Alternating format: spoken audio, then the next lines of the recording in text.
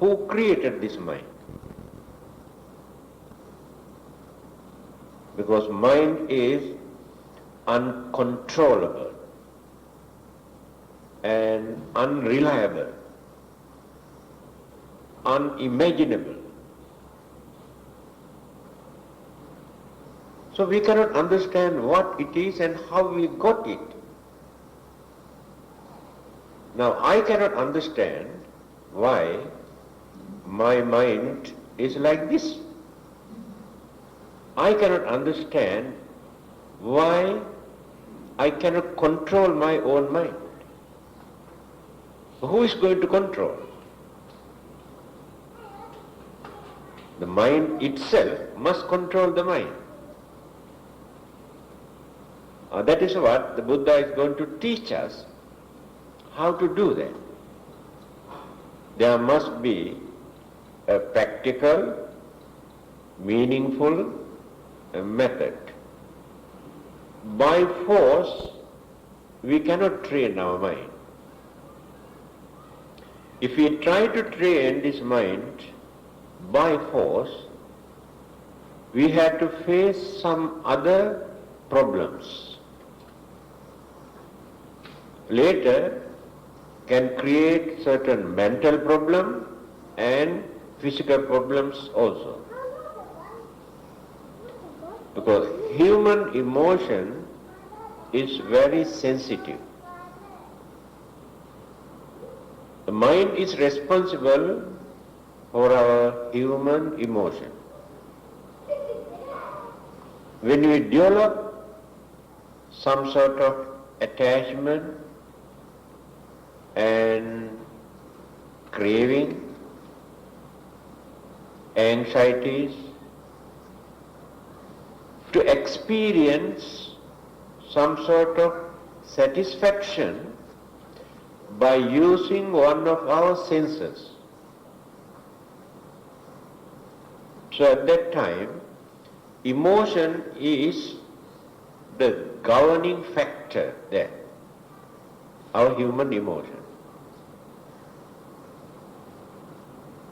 Then we use this human emotion through the influence of the mental energy and by using one of our senses. Eyes, mouth, ears, nose and body. These are the senses, these are the channels that we use to gain something to satisfy our emotion. But sometimes the objects that we gain through one of these senses create more disturbances in our mind and disappoint our emotion. That is the place where the trouble starts. Now, when you use your senses or mental energy to control your anger by force, not knowing the cause of your anger, it doesn't work. So you should not try to control your anger by force. Then what are you going to do now? Allow your anger to flare up and play havoc? No. The understanding, training that we have done earlier, we have to apply at that time. That is why it is necessary for us to learn.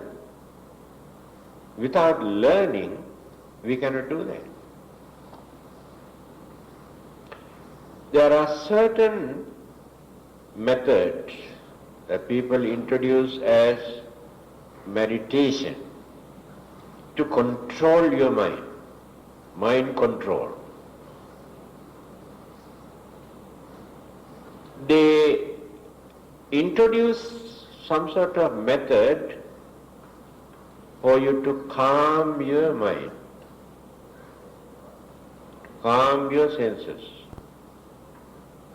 That's all. For the time being, you can experience some sort of effect, some good result. But you cannot maintain that mental attitude for a long time. Because you have done that without training your mind earlier, without preparing the ground to do that. So it is artificial.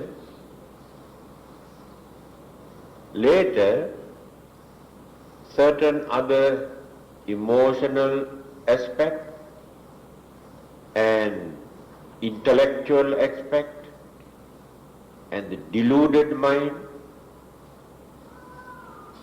disturb the calmness in your mind. After that again, your mind goes back to the same place where it was earlier. Even those who have developed their jhanic power, jhana meditation, to attain certain it's called ecstasy, absorption. Jhana they interpret as absorption or ecstasy. That means it's some sort of development in our mental faculties to use our mental energy to do many wonderful things, supernatural or supernormal or miraculous things. But that development also, without proper mental training, mental purification, is dangerous. Because they have not eradicated their craving, their anxieties, their selfishness, so they can misuse for their personal material gain. After that, drop everything.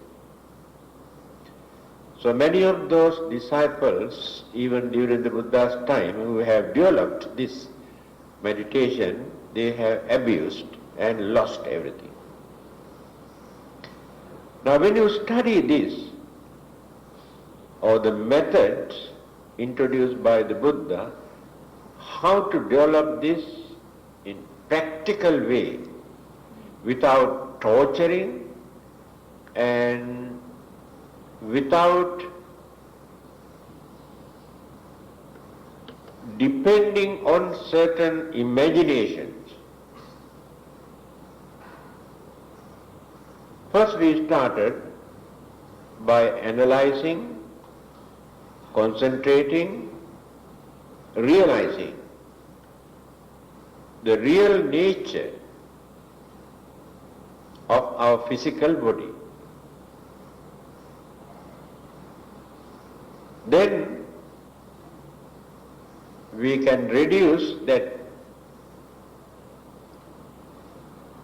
too much of attachment which create more emotion, too much of craving which create anxieties.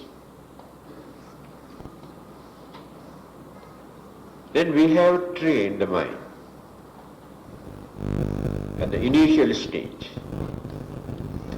Then we have come to the second stage, our feeling which always disturb the mind. Pleasant feeling also disturb the mind. Unpleasant feeling also disturb the mind. We never get complete satisfaction. To avoid this problem, we realized the real nature of this feeling. After that, we do not worry too much about our feeling. We can tolerate unpleasant feeling also. And we do not want to go to extremes to experience the pleasant feeling, knowing in the end this feeling also can create problems. Understood? So we have prepared the ground here. Then come to our own mind. I think you have heard on many occasions that I have explained the nature of our mind. But always we have some newcomers. To them, it is not so easy to grasp at once what we talk if they have not learned these things to analyze, to understand certain things. I think you can remember there are 4 kinds of mental faculties. Even modern psychologists also could not understand one particular mental faculty. They have realized only 3. But the most important mental faculty is still unimaginable or incomprehensible to them. That is, let me start from the beginning. Vedana, Sanya, Sankhara, Vijnana. Vedana, just now, or last Friday we have explained already, how we experience feeling through our mental faculties and the mind experiences. Body cannot experience pain or pleasure. If there is no mind, that body cannot experience anything. Then we have another mental faculty which is called perception. We perceive things. Perceive means having seen and observing, we create some sort of identity. We identify and give interpretation, definition, or names. Sometimes our definition is wrong, interpretation is wrong, concept is wrong, because we take only the outlook as it appears, but not as it is. There's vast difference, as it appears and as it is. Let us take simple example. Those days, when we look at a rainbow, multicolored rainbow, we were taught, I remember when we were young, our parents and elders told us, and that is the instrument used by the King of Heaven, or the Sakra, to take the water from the sea. Because that rainbow remained for a few hours, after that disappear, then we experience rain.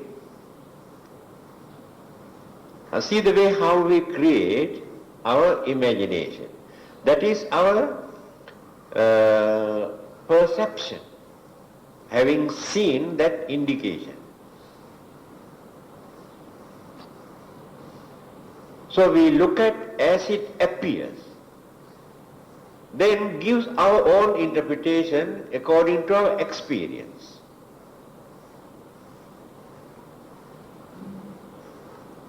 But in reality, there is no truth. So today we know how to observe that as it is, not as it appears.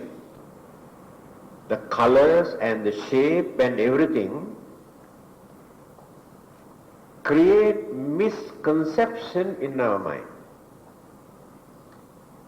In fact, in many of those religions, what they have recorded in their holy book as truth, revealed by the God, they say, this kind of belief or perception or imaginations that they have created long ago. So modern scientists have discarded all these beliefs and explained everything. But the Buddha has gone even beyond that. Even the modern scientists or psychologists could not reach that area. Still we cannot understand. Everything that which appear in this world is like this. We have no knowledge to use our analytical knowledge to analyze and to find out what it is.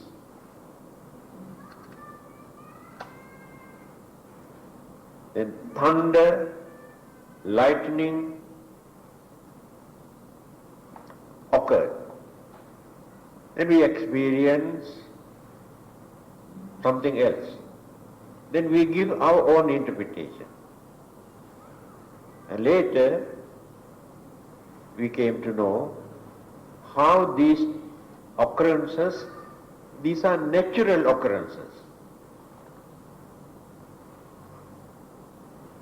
But formerly we had a belief that all these things created by a God.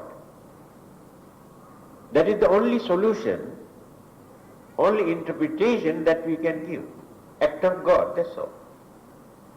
When we cannot understand anything in this world, we say, oh, it is act of God, will of God. The final answer.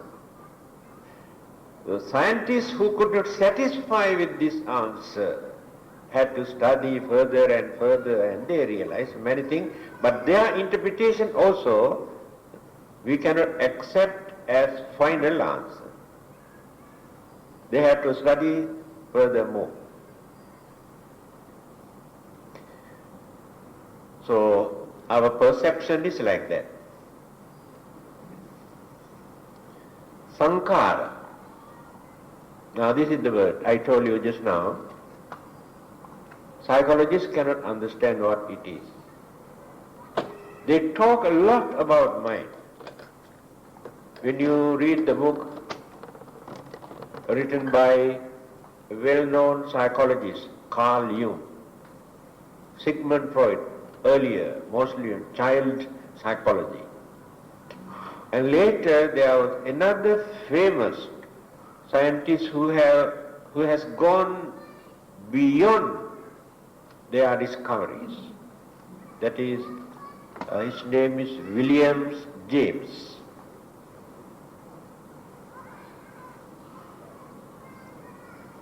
You can study everything what they discuss about the mind.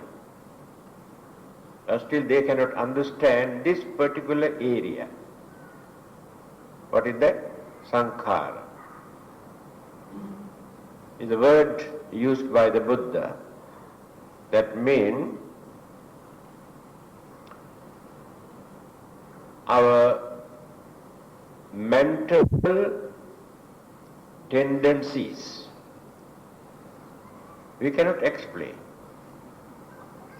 In simple language, our own mental habits, not given by another person, intrinsic. Then there are few more words also. Mental formation, mental concomitant, there are so many other words. Then Carl Jung has given little bit of interpretation that we can consider, or we can understand that he has realized something which others could not understand. That is called collective consciousness. He says, in our mind there is something, it's called collective consciousness.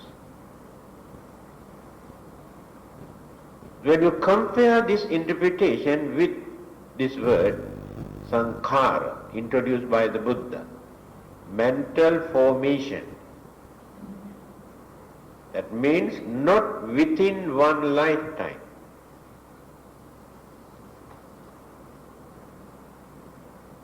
The habits, the tendencies that we have maintained in our mind for a long period, when the consciousness is departed, these mental formations or the habits remains in the same consciousness as one of the ingredients.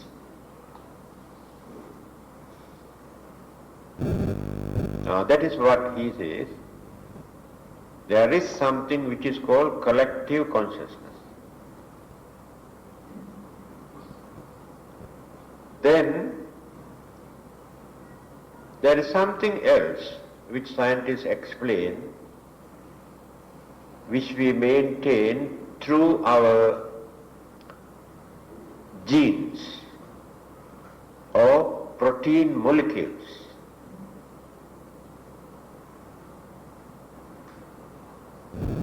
That we get from our parents or grandparents.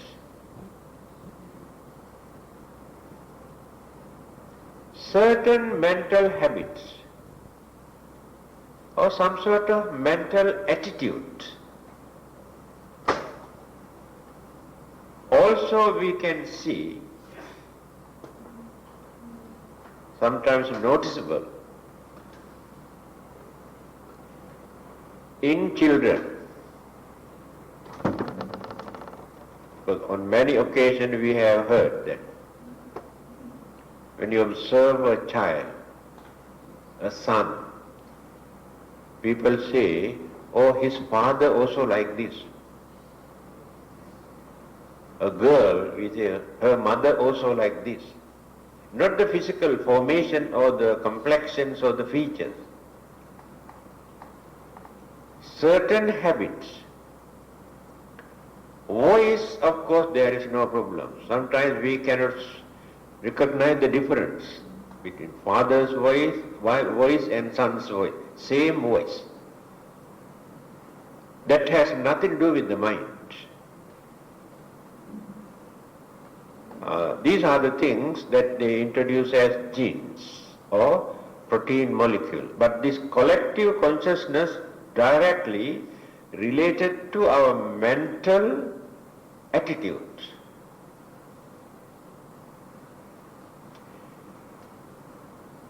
This is a very convincing information for us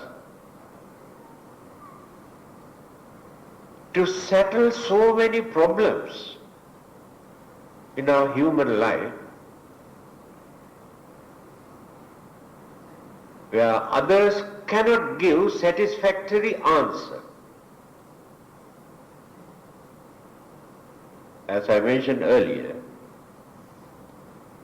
for many things, the only answer that others can give, or that is we love God, that's all. But we cannot satisfy with this answer. There must be a reason. If that attitude is unreasonable, then how can we accept this as will of God? When we define the word God, we cannot surrender ourselves without asking why.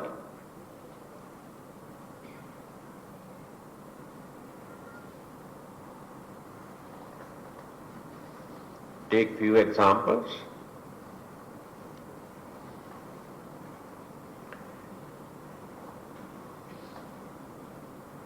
I think you can remember some time ago, the Prime Minister of Singapore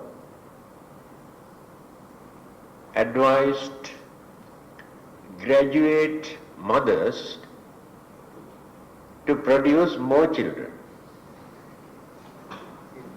Few years ago. He might have withdrawn. Now he never repeated the same thing. He might have thought these graduates can transfer the same brain, same mental attitude, same talents towards their children. That is why he said, graduate mothers must produce more children, to produce more intellectuals. That is entirely wrong interpretation, cannot justify, no evidence to prove. But there is one thing we have to consider. If mother is educated, very understanding, with the graduates or not, the atmosphere at home, the way how she handles her children, how she educates her children, how she attends to their education, can promote their knowledge and understanding. Otherwise, she cannot transfer anything from her own mind to the child.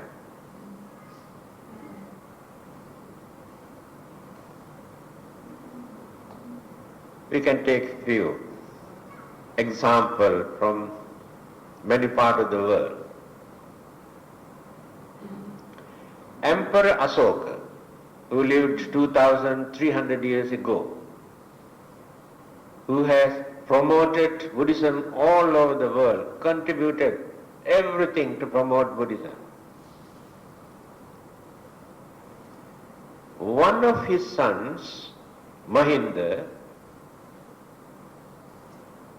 went to Sri Lanka to introduce Buddhism in that country. Another son, his name was Kunala, completely destroyed Buddhism in India. But both are from the same father, same brain, same genes. So why? How these differences take two different mental attitudes? Another example, the former British Prime Minister during the war, Winston Churchill, a well-known personality. You might have read in the newspaper on many occasions. His daughters, I don't know, one or two, how many times they were fined by the government, punished by the government. Their behavior, they go here and there and drink and sometimes fall down the road, and others had to go and pick them up and carry them home. From the same father. And Mahatma Gandhi, whole India respect him as a saint who really sacrificed his life for the country and the nations and the people and principles. The way how he cultivated his principles is remarkable when you study his life story. Such a strong mental abilities and determination and skill, principle that he maintained. Millions of people worship him.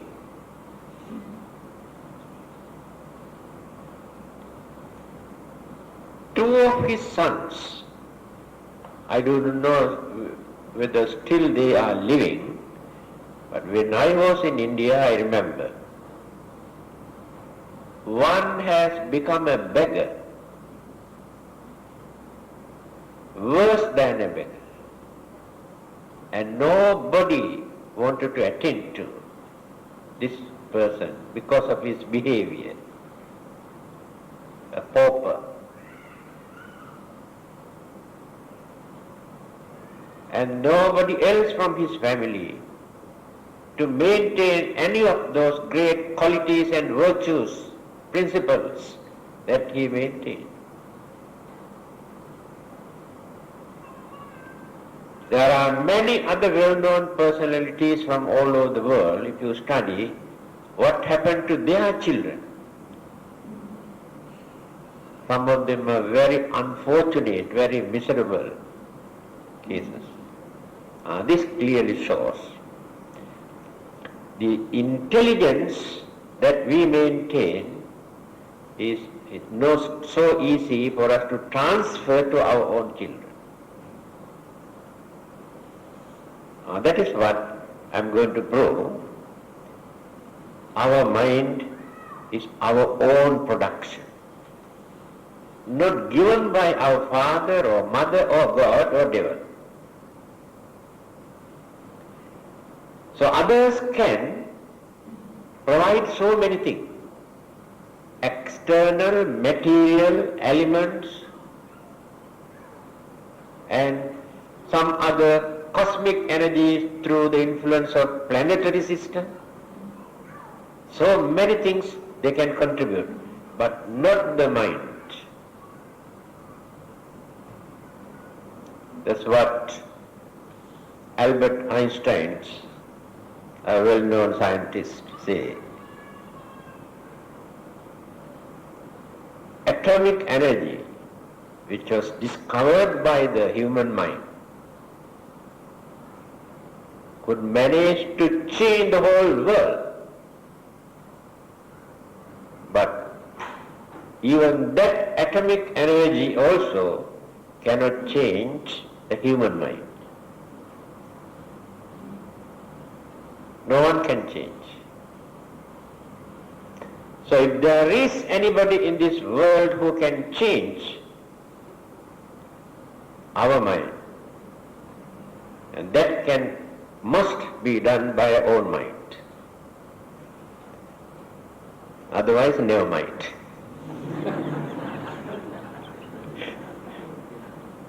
This is the nature of the mind.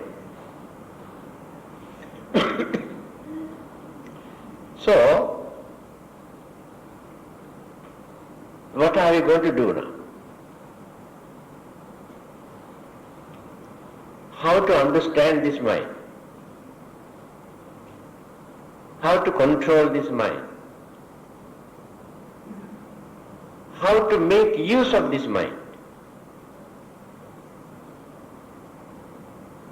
Are we using our mind for our own benefit or to do some service to others?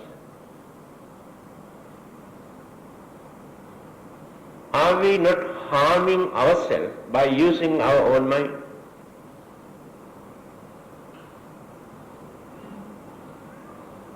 Are we not disturbing others by using our own mind?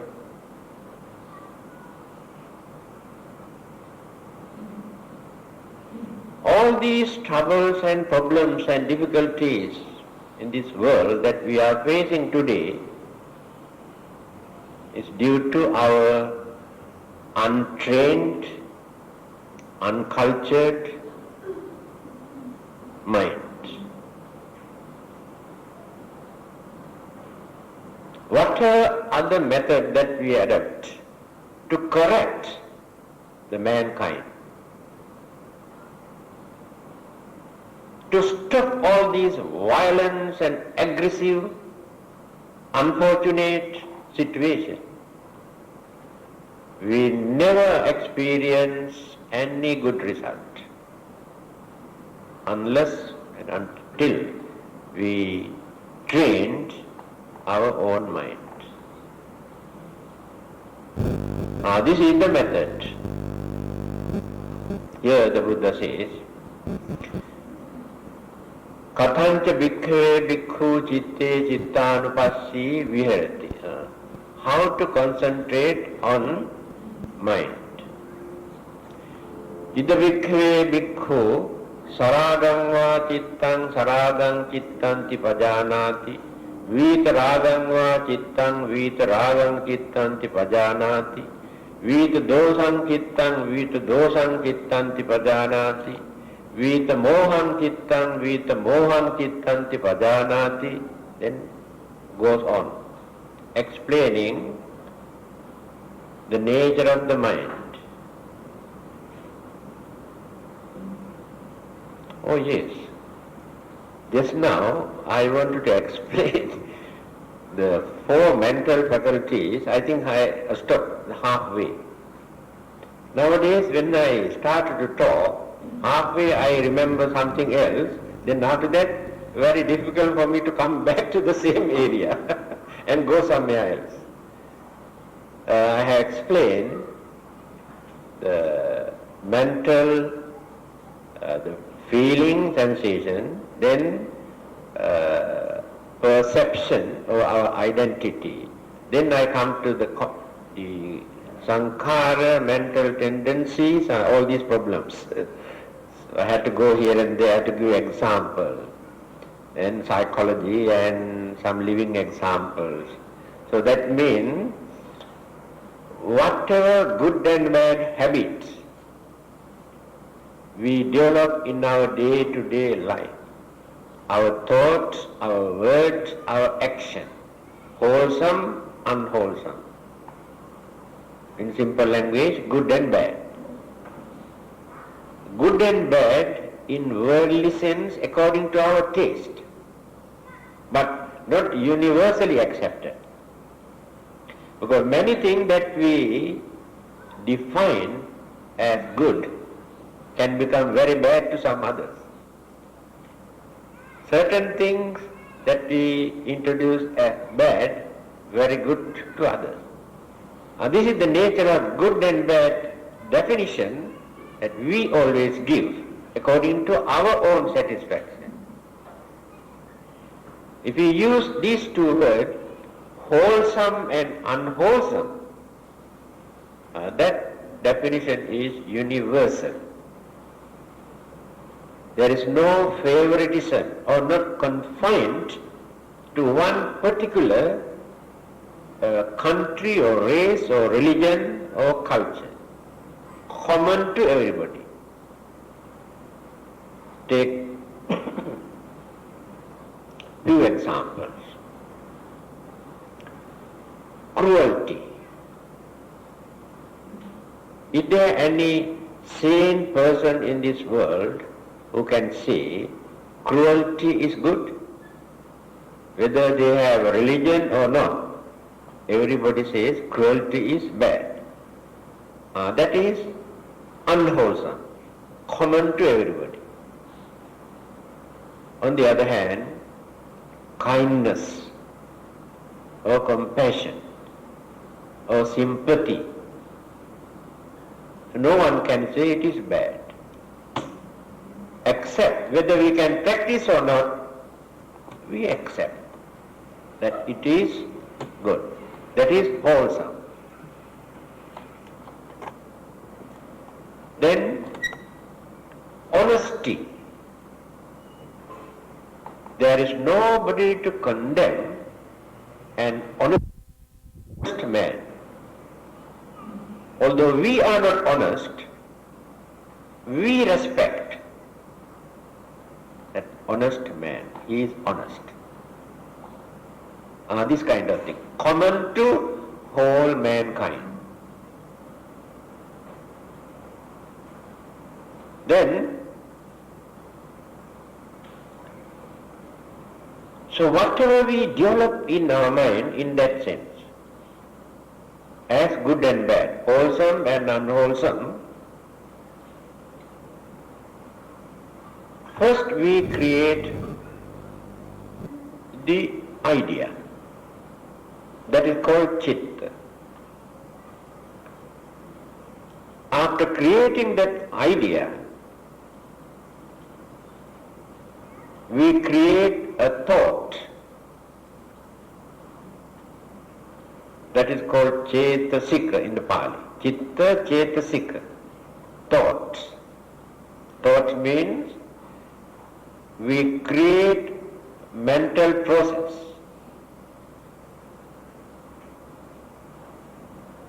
What to do, how to do, we plan, we think and think and think. All these are thoughts. First created only concept, then create the thoughts. In our thoughts, we create so many other wholesome and unwholesome thoughts. Now you want to rob. The idea suddenly appears. Go and steal something. Then you plan. Then how many thousands and thousands of thoughts you have created in your mind to do that. Then you have created so many evil thoughts also.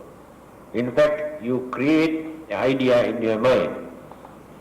Say, bank robbery. You want to go and rob a bank. You plan and think. Then you go there. Then you have to take some weapons. So how you develop so many evil thoughts that you develop. Then you have to develop anger, cruelty in your mind. Then you create in your mind, if anybody come to disturb us, shoot them. You develop your mind up to that extent. All these are thoughts, like waves. Then you want to do some good thing. You want to do some meritorious deeds. You think, plan, discuss with others, get other supports and cooperation also. You prepare so many things. You take the trouble, you work, you cook, you go and serve.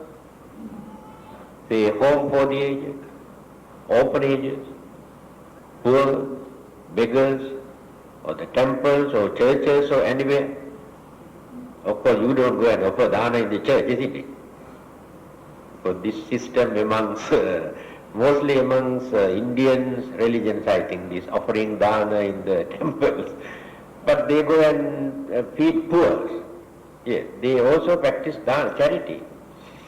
So, see how many wholesome thoughts you have created to do this.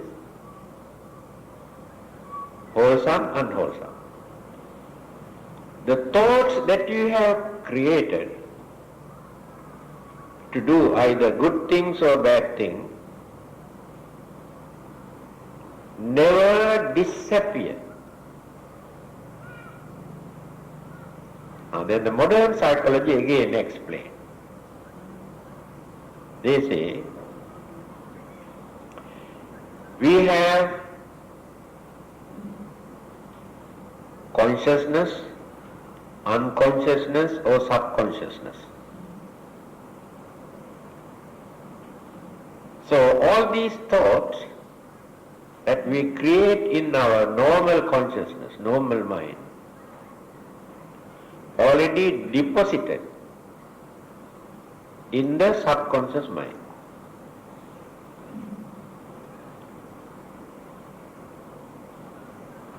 That is how we maintain certain things as our memories. But still it is controversial. They also cannot give clear picture to tell us how we maintain our memories. Many people have very good memories. Some people have very, very poor, they cannot remember. Medical science gives another interpretation. They don't want to go beyond that. They say, in our brains we have brain cells and neurons. They say in one man's brain there are billions of brain cells.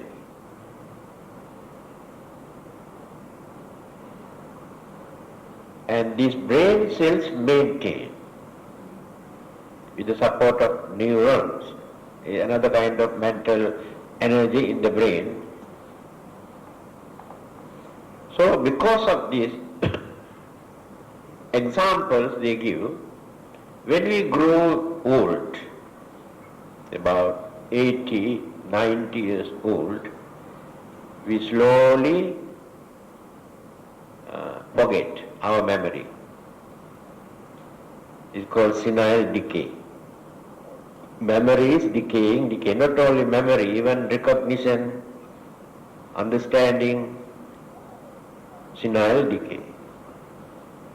Medical science interpret this, our brain, the tiniest blood vessels, so don't know what it is, becoming very thinner. So the brain cannot get enough cells or blood or oxygen, so many things that they explain. So there is no support for this brain to maintain healthy memory. Now this is the medical side. Because we can see what is happening. But they explain in that way. But this psychology says this collective consciousness is not of that nature. That is, the habits, our inclination, our attachment, our behavior, temperaments, moods, attitudes.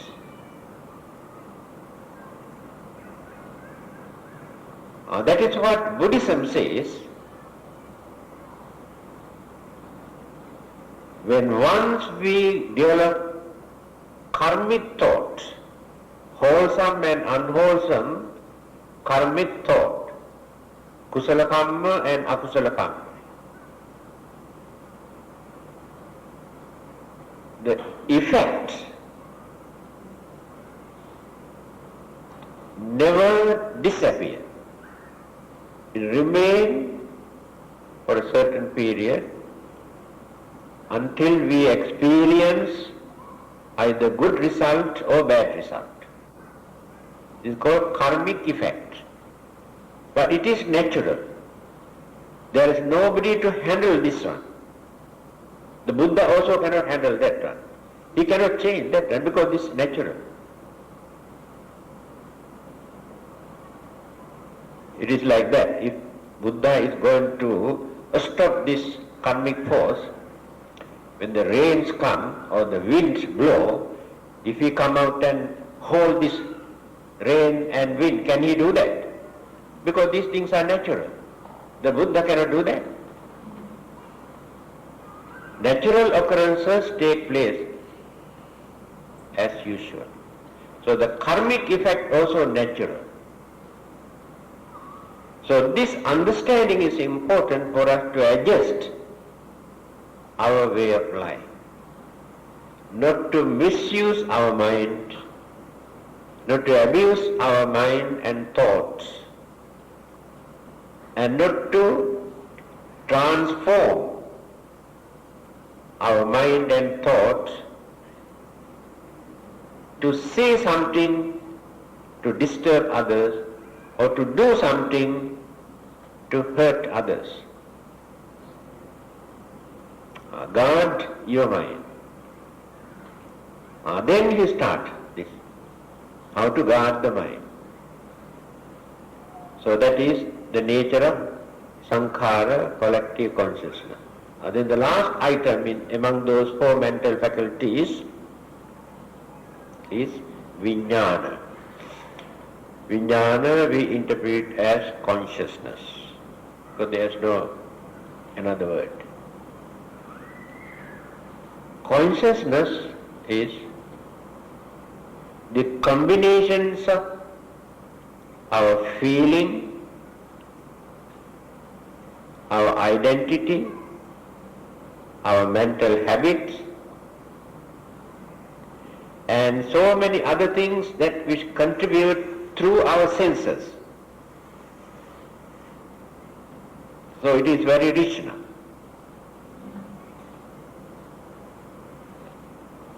And when we are going to die, then we use only this word, not our feeling or sensation or mere mental habit or mind or thoughts.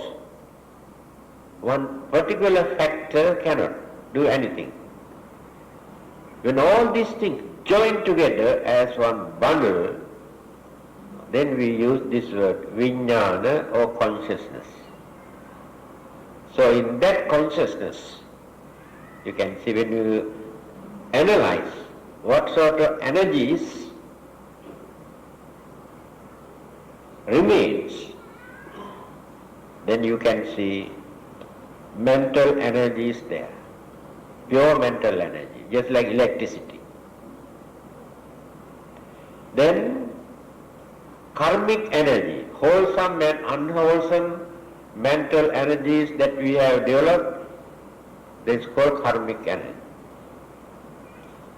So our own mental habit that we develop as ingredients remains there. And our attachment, craving, inclination that we have developed towards certain areas or people or subject also remains in the same mental energy. Then attachment is a very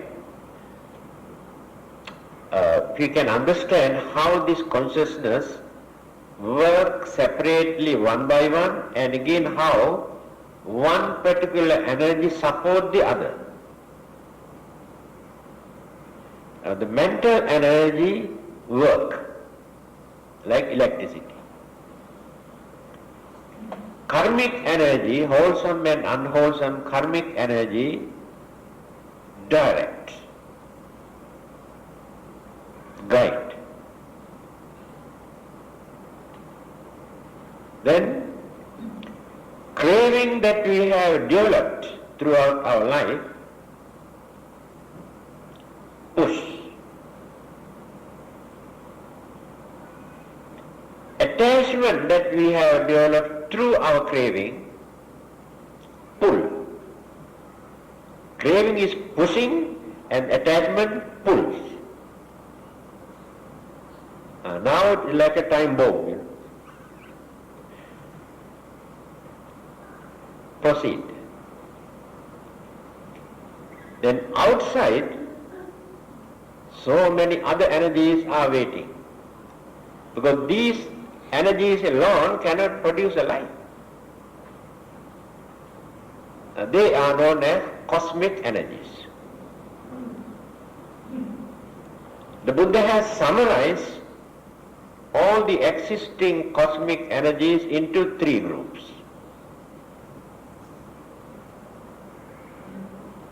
Germinal order, season or time factor, and nature, natural phenomena. Three cosmic energies. So these cosmic energies absorb all these ingredients. So as soon as they absorb, then settle down. Either in the mother's womb, or in a test tube, or in a dustbin, or in a drain, settle down. Then the nucleus of another life is originated. No doubt this is entirely a different formation. But there are so many linked ingredients which are related to previous existence. That is why we say relinking consciousness. Then again we experience that collective consciousness there in that particular life. Then we develop our own habits that we develop there. Then the formations of our own character, behavior, talents, intelligence, stupidity, all these things are our own, not given by another person.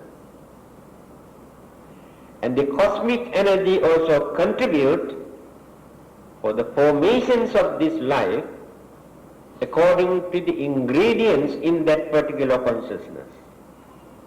That's why you can see deformed, mentally retarded, blind, crippled, different distorted physical bodies and mentally retarded. So the concept of God or belief in God cannot solve this problem. There is no reason.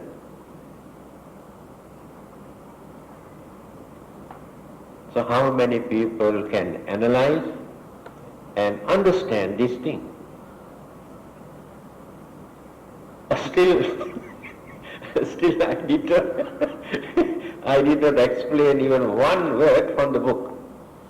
Just I recited one line, but I've been talking about mind.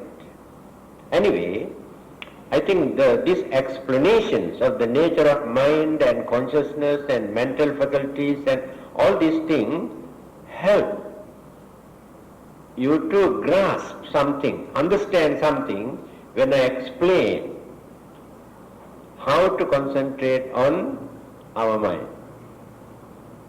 Otherwise, this is the most difficult thing for us to understand, to practice, and to experience good result. So we postpone mental concentration on to next Friday.